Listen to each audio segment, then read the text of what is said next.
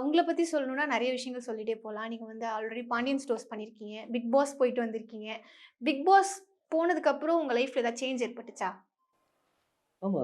அதான் big pass வந்து நமக்கு ஒரு சீரியல் ஃபேம் லைட்டா மாத்தி விட்டுச்சு நமக்கு. அண்ட் அது மூலியமா தான் மூவிஸ்லாம் வந்து அப்ரோச் பண்ணதே. பிபில இருக்க அந்த ஒரு ஃபேம் வரும் இல்லையா?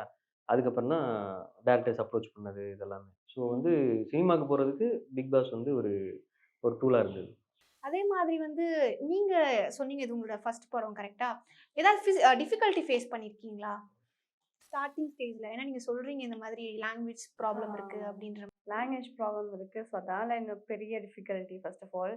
ஆ அவங்களுக்கு தெரியும் எனக்கு மலையாளி தானேன்னு.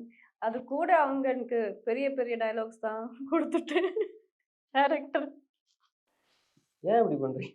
நாங்க பார்க்கக்கூடாது அப்படின்னு. Sorry, sorry, sorry.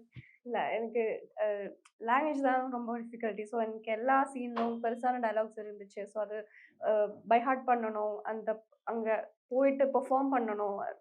ஞா அ எல்லாம் மைண்ட்ல வச்சுட்டு இருக்கணும். எக்ஸ்பிரஷன் போடணும். இவங்க என்ன கவுண்டர்ல என்ன பண்ணணும் எனக்கு தெரியல.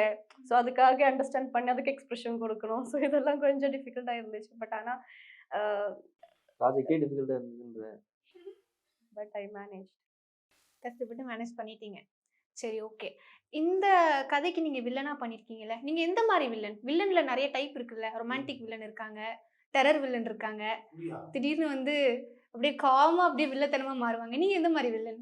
வந்து கோக்கியா இருக்கும். கோக்கியன்னா இப்ப இவன் என்ன பண்ணுவான்னு யாருக்குமே தெரியாது. அவனுக்கும் தெரியாது. அந்த மாரி இருக்கும். ஸோ இவன் இப்படிப்பட்ட வில்லன் தான்.